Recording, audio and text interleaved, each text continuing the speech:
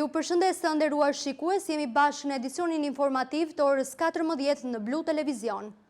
Një fenomen i rrezikshëm po shfaqet në rrjetet sociale dhe po godet drejt për drejt një nga sektorët më të rëndësishëm të ekonomisë shqiptare, turizmin. Nuk bëhet fjalë për kritik normale ndaj një biznesi, as për pakënaqësi të zakonshme klientësh, por për një formë të re presioni online, për më gjerë shënimi redaksional.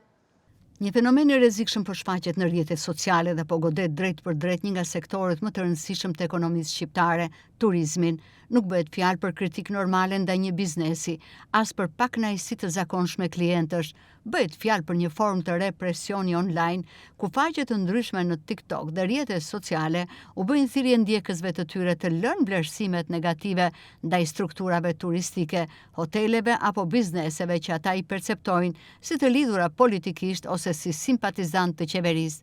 Fenomeni sipas policisë së shtetit është përhapur në të gjithë vendin, ku janë evidentuar raste kur e njëjta llogari ka publikuar vlerësime negative për biznese në qytete të ndryshme si Tiranë, Durrës, Elbasan, Shkodër, Korçë, Vlorë e Sarandë.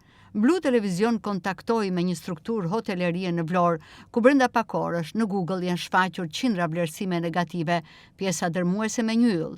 Nga materiali monitoruar rezultojnë rreth 217 review të kapura në një harë kohor prej 4 orësh, ku rreth 208 janë negative, me një yll pra afërsisht 96% e totalit.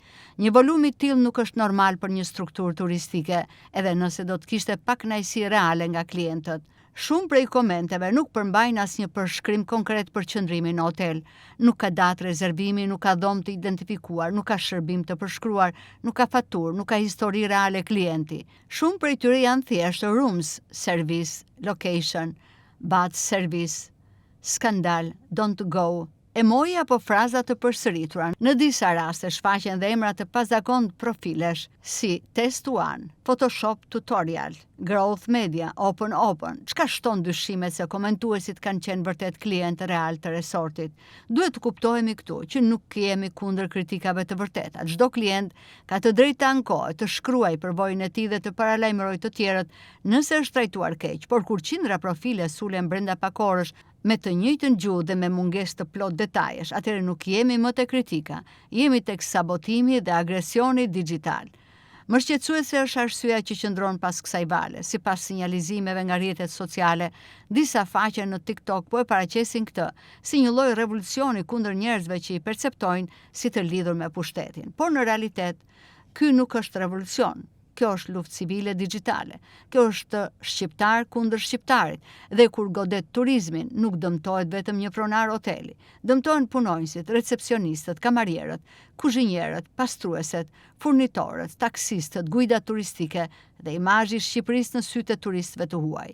Një review negativ në Google nuk është thjesht një koment. Për një turist të huaj që kërkon hotel në Shqipëri, ajo është një sinjal besimi ose mosbesimi. Kur një strukturë turistike mbushet brenda natës me qindra vlerësime me një yll, algoritmet e platformave e ulin në renditje, turistët hezitojnë të rezervojnë dhe imazhi i destinacionit dëmtohet. Në sezon turistik, kjo është si t'i vësh kazmën jo vetëm një biznesi, por gjithë ekonomisë lokale. Veprimtaria e sabotatorëve digjitale është vënë në re dhe nga strukturat ligjzbatuese. Drejtori i Policisë së Shtetit Skënder Hita në një konferencë përshtyp tash shqetësim serioz për një veprimtari të dyshuar të koordinuar në hapësirën kibernetike.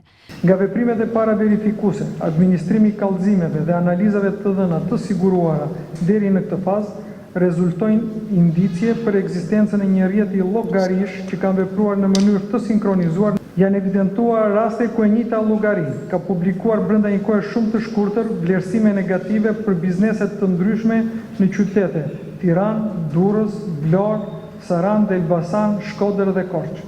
Sinkronizimi kohor, ngjashmëria e përmbajtjes dhe mënyra e shpërndarjes së aktivitetit përbëjnë tregues kyç që po analizojnë nga grupi hetimor për të përcaktuar nëse kemi të bëjmë me veprimtari të organizuar.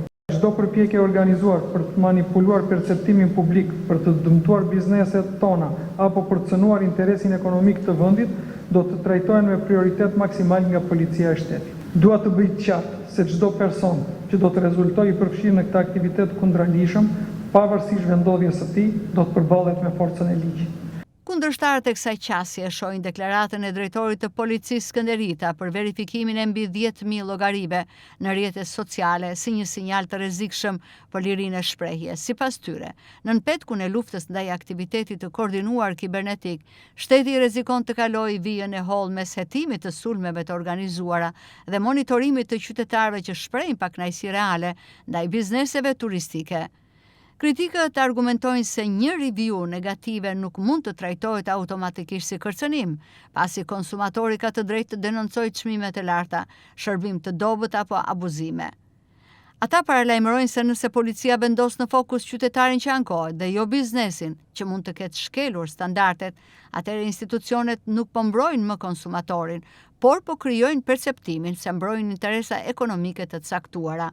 Në këtë mënyrë frika është se debati për turizmin mund të kthehet nga çështje shërbimi dhe transparence në një betejë ku çdo kritik online shihet si sulm dhe çdo pakënaqësi si dosje për verifikim.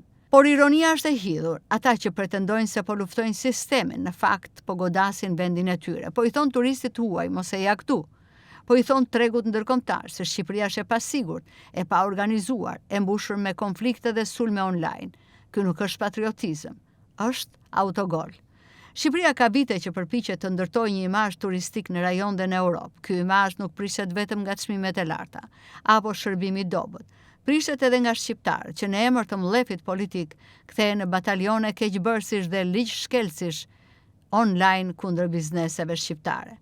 Por kazma që sot i vihet një operatori turistik kushdo qoftë ai, nesër do të na shemb jo vetëm Shqipërinë turistike, por të gjithë Shqipërinë, për të cilën këta patriot e tigrat tastiere po luftojnë.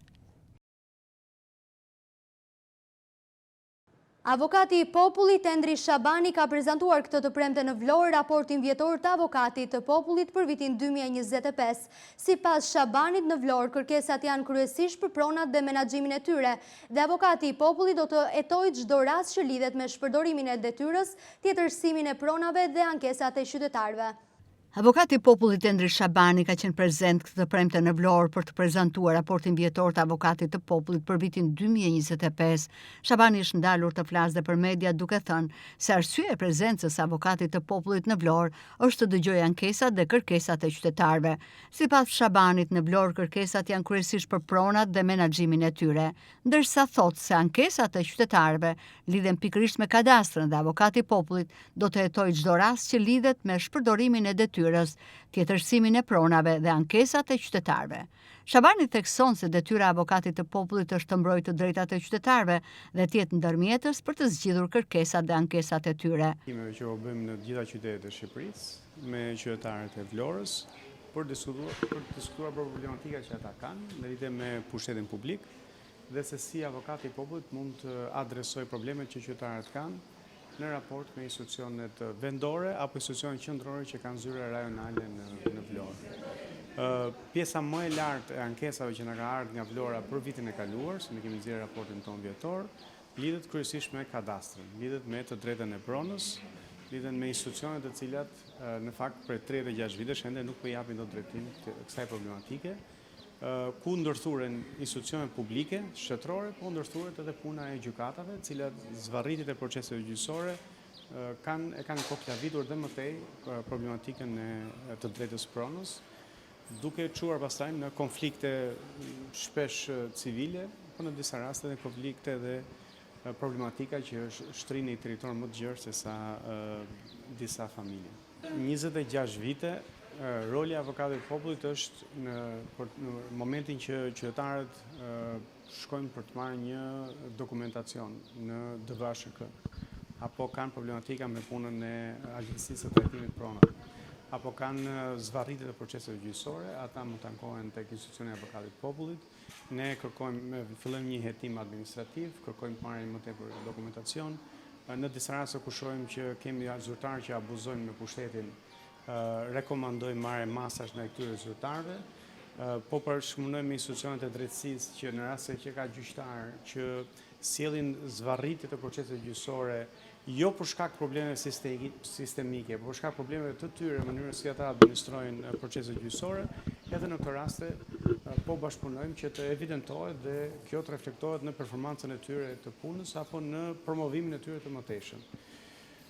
kaq është kapaciteti dhe mundësia që na ka dhënë ligji, por ajo që është shumë e rëndësishme është që në mos mbetim vetëm te kjo pjesë, por mbetim edhe kjo problematika sistemike. Ajo një dimension që ne përpiqem ta zhvillojmë këtë vit është që të propozojmë ndërhyrje ligjore aty ku është e nevojshme dhe të adresojmë gjykatën kushtetuese aty ku është e nevojshme për të zgjidhur probleme të cilat nuk burojnë nga keq administrimi i një zyrtari apo një drejtuesi vendor, po burojnë nga probleme sistemike, mënyra si është organizuar ndarja e pushteteve, si janë organizuar institucionet, apo në disa raste se sa burime janë alokuar institucioneve përkatëse. I pyetur nga gazetarët, Shabani thot se avokati i popullit nuk mund të mbajë asnjë qendrim mbi kërkesat e protestuesve. Detyra e tij është të evidentojë rastet kur te qytetarët cënohet e drejta e tyre apo kur institucionet, si policia e shtetit, shkelin përgjegjësitë e funksionimit të tyre. Qëndrimi është ai që ka qenë që ditën e parë, kur protesta ka nisur në Zvërnec, ne kemi pasur këtu përfaqësuesin tonë rajonal. Ne punojmë dhe garantojmë të drejtën kushtetuese për të protestuar paqësisht dhe aty ku abuzohet, aty ku policia nuk arrin të ruajë rendin, por e tekalon ja delegon këtë kompetencë sektorit privat, siç ka qenë në rastin e Zvërnecit, ne kemi rekomanduar marrje masash. Nga ana tjetër, kur ka tekalim force në ndalimin e qytetarëve që janë duke protestuar, ne kemi nisur hetimin tonë administrativ. Për sa i përket pastaj vetë kërkesave, kur ato janë politike, ky është një kufi që ne ka vendosur kushtetuta, është një betim që unë e kam bërë në parlament dhe që nuk kam ndërmend ta tekaloj.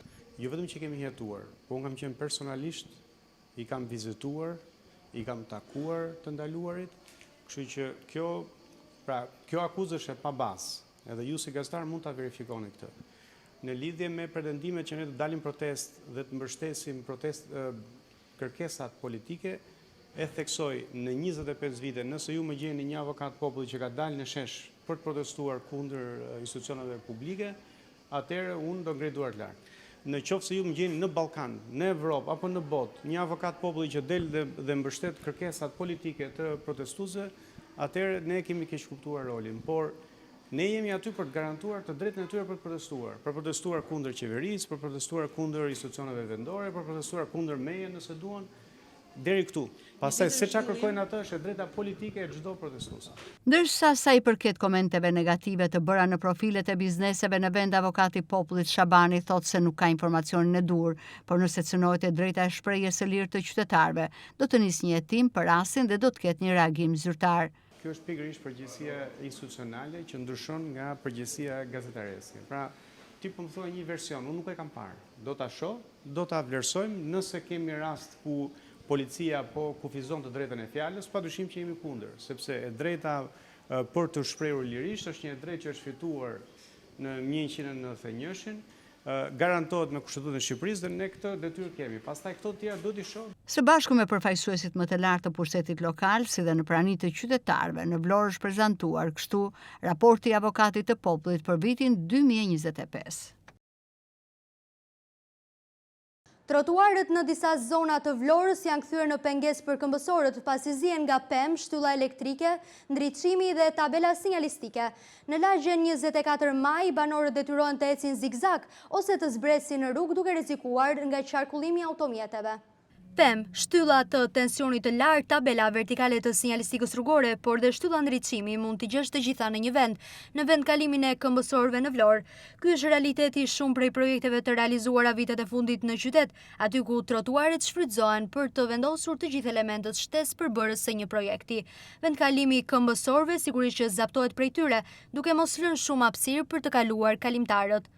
Në Vlorë është kthyer në një traditë tepër të zakonshme, por diçka edhe të keqe njëkohësisht, realizimi i projekteve infrastrukturore në këtë mënyrë, ku në trotuar në vendkalimin e këmbësorëve, i cili nuk është më tepër se 1 metër i gjerë, vendosen çdo komponent i elementeve përbërës të projekteve.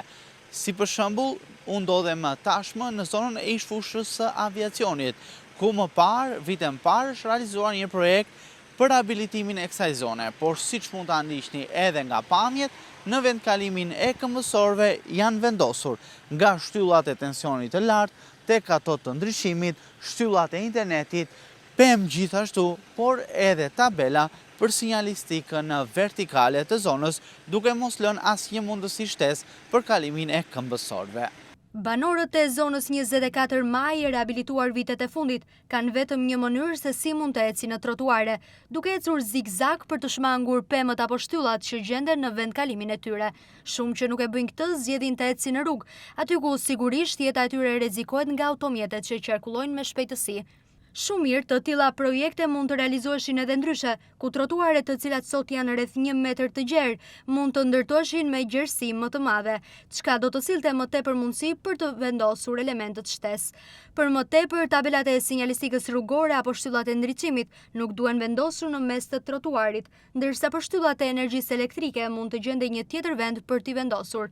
Në këtë mënyrë, qytetarët do të kishin trotuarin e lirë, ku mund të kalonin pa u detyruar të ecnin në rrugë, duke rrezikuar jetën. Turist nga Çekia, Polonia, Slovakia dhe vendet të tjera të Evropës po zgjedhin gjithnjë më shumë Vlorën për pushimet e tyre verore. Sipas tyre, Bregdeti i Radhimës mbetet një nga destinacionet e preferuara, ku shumë prej tyre kanë rezervuar qëndrimin në resort e Buzdetit për të kaluar disa ditë pushimi.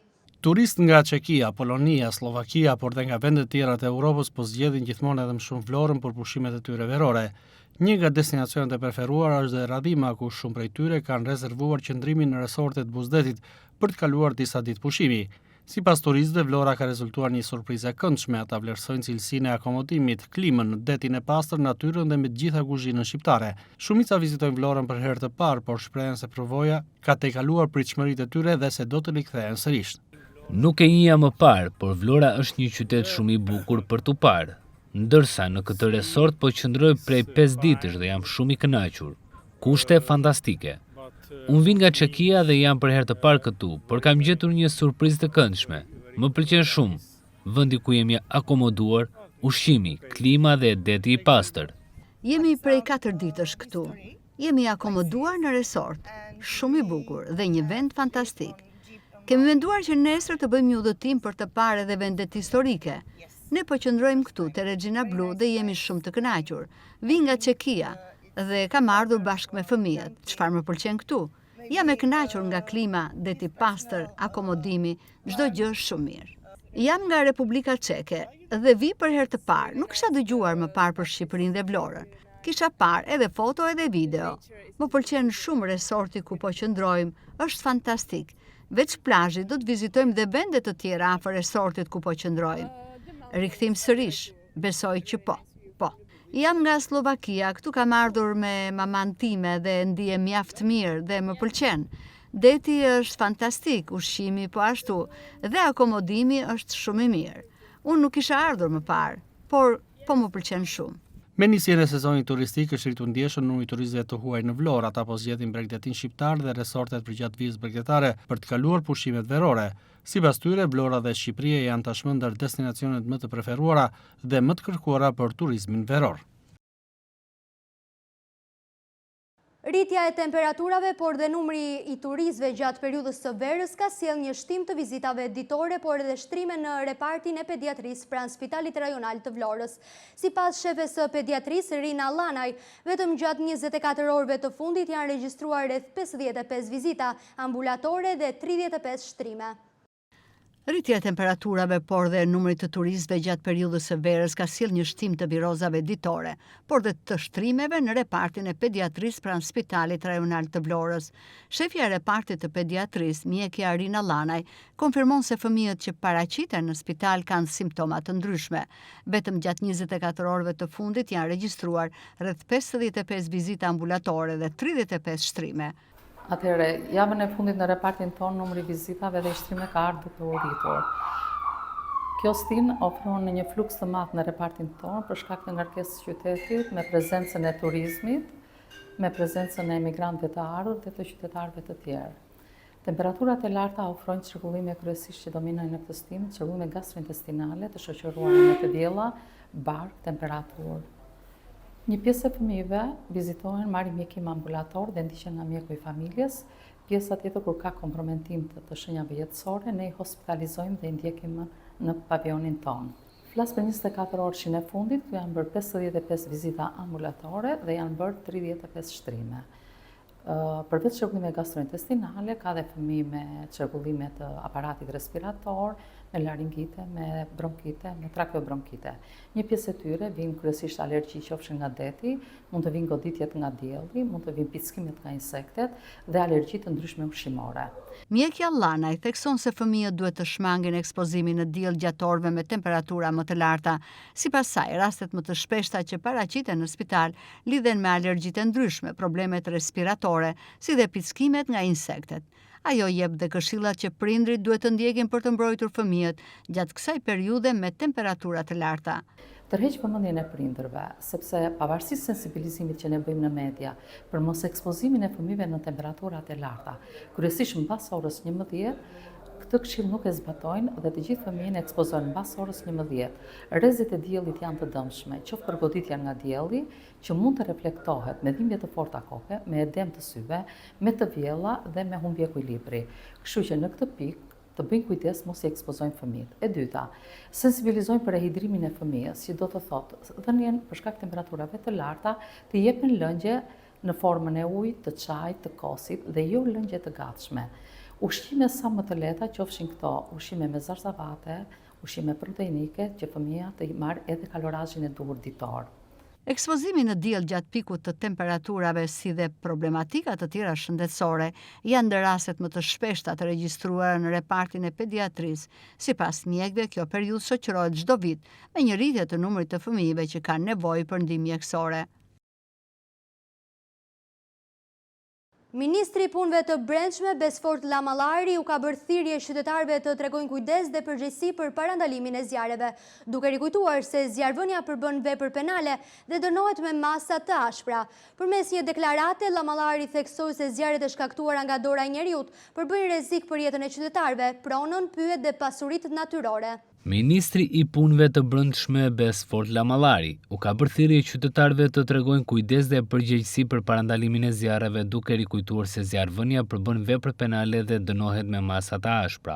Përmes një deklarate, Lamallari theksoi se zjarret e shkaktuara nga dora e njerëzit përbëjnë rrezik për jetën e qytetarëve, pronën, pyjet dhe pasuritë natyrore. Kujdes, zjarrvënia nuk është pa kujdesi, por krim që ndëshkohet me burgim. Çdo zjarr i shkaktuar nga dora e njerëzit është një kërcënim për jetën, pronën, pyet dhe të mirën e përbashkët, u shpreh ministri. Ministri rikujtoi se me ndryshimet më të fundit në Kodin Penal janë ashpërsuar ndjeshëm dënimet për zjarrvënien, në varësi të rrethanave dhe pasojave të veprës penale, teksa ka theksuar se toleranca do të jetë 0. Zjarrvënia e qëllimshme dënohet me burgim nga 5 deri në 8 vjet kur kryhet gjastinës së nxehtë, në kushte që favorizojnë përhapjen e zjarrit ose pranë zonave të banuara, nga 4 deri në 10 vjet kur prek zonat e mbrojtura, objekte të trashëgimisë kulturore, objekte kulti, monumente kulturore ose infrastrukturë kritike, ndërsa dënimi arrin nga 7 deri në 15 vjet burg, kur zjarrvënia kryhet me qëllim ndryshimin e kategorisë ose destinacionit të tokës. Udhëheqësit politik kanë nisur sot takimet për konstituimin e institucioneve të reja të Kosovës të dala nga zgjedhjet e parakohshme parlamentare të 7 qershorit. Udhëheqësit politik kanë nisur takimet për konstituimin e institucioneve të reja të Kosovës të dala nga zgjedhjet e parakohshme parlamentare të 7 qershorit. Fillimisht, kryeministri në detyrë i Kosovës, një herë shkreu i lëvizjes vetëvendosje Albin Kurti, po takohet me kreun e Partisë Demokratike të Kosovës Bedri Hamza në ambientet e kuvendit. Ndërkohë në orën 18 është paraprir takimi me udhëheqësin e LDK-s Lumir Abdigjiku.